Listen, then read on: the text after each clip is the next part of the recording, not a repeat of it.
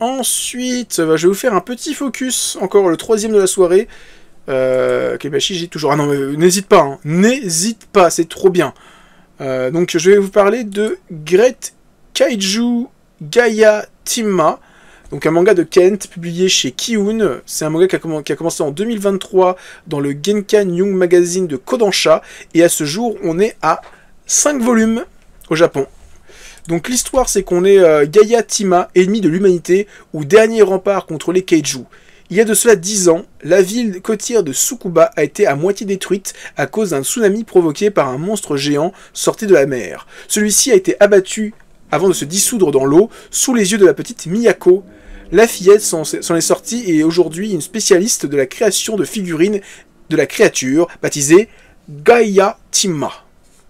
Le port a été reconstruit grâce à la manne d'argent issue du tourisme et surtout de la pêche. En se dissolvant, le cadavre du monstre a fertilisé la mer, au point que sa venue est considérée certaine comme une bénédiction. Miyako, elle, le voit comme un cataclysme, rien de plus. Alors, j'étais assez curieux de voir ce manga arriver, parce que on n'a pas souvent des mangas qui traitent de tokusatsu, hein. On doit en avoir une fois par an. Je crois que le dernier en date, si ma mémoire est bonne, bon, il y a Kaiju Number 8 que certains diront, il y a Kamuya Ride chez Vega, mais il y avait surtout Futopi, donc qui était la suite d'une série Kamen Rider de 2010 qui s'appelait Kamen Rider Double ou W, et c'était vraiment la suite directe où on suivait quelques mois après les personnages, qui étaient chez Albin Michel, je crois, ou Michel Lafon, qui a pas du tout marché. Je crois que le manga est en pause ou même arrêté. Donc, mais là on n'est pas vraiment sur du tokusatsu, enfin on est sur le tokusatsu, mais on est vraiment sur le tokusatsu, pas de super-héros, mais là sur les gros monstres, les Kaiju Ega. Donc là on est vraiment sur du Godzilla pure souche, avec des plans où tu as vraiment des contre-plongées, où tu vois vraiment le monstre gigantesque tel qu'on l'a dans des films Godzilla. Typiquement, l'année dernière j'ai vu Minus One, on est vraiment sur des plans comme ça, où tu as vraiment Godzilla qui est montré comme étant un truc, mais tellement grand que tu parais beaucoup trop petit, t'es vraiment une fourmi face à un géant. Qui est vraiment de manière monstrueuse.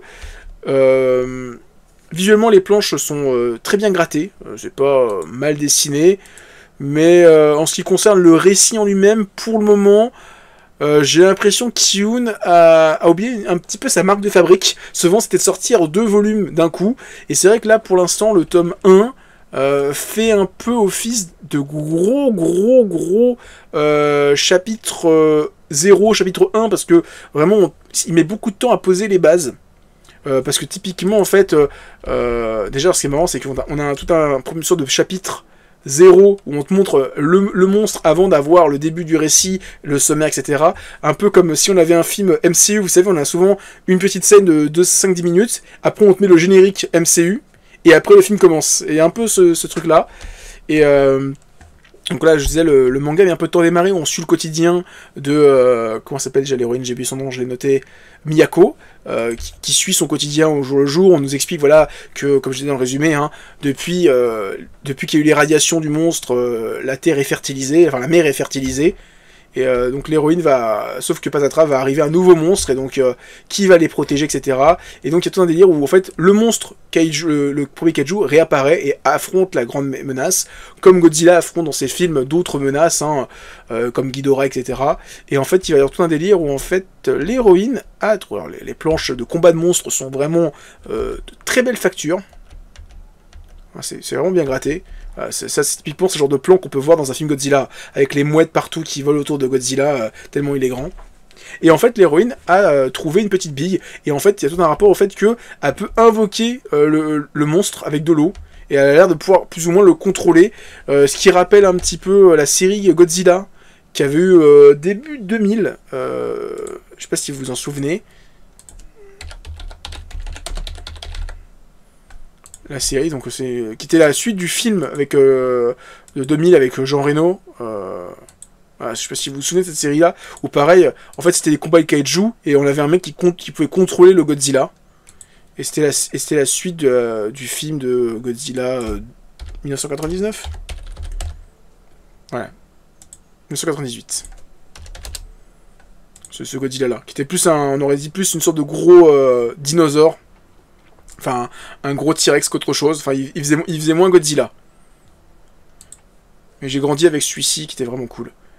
Donc voilà, il y a un peu ce délire là, et c'est vrai que pour l'instant, bon bah, j'ai fini le chapitre 1, voilà, ça finit, elle arrive à invoquer le truc normalement, et voilà. Donc je suis un peu sur ma fin, à la fin du tome 1. J'ai du mal à le conseiller, genre c'était une bonne lecture, c'était sympathique, c'était divertissant, mais voilà, c'était pas une lecture où j'étais, on va dire, emporté de fou. À voir avec le volume 2, si je continue ou pas la série. Là, le tome 1 m'a été sympa, mais c'était pas non plus un truc de dingue. Je sais pas s'il y en a qui l'ont acheté, qui savent même que ça existait. Ça se trouve, beaucoup de gens étaient passés complètement à côté, vu qu'il y a eu peu de pubs dessus. Voilà, dites-moi.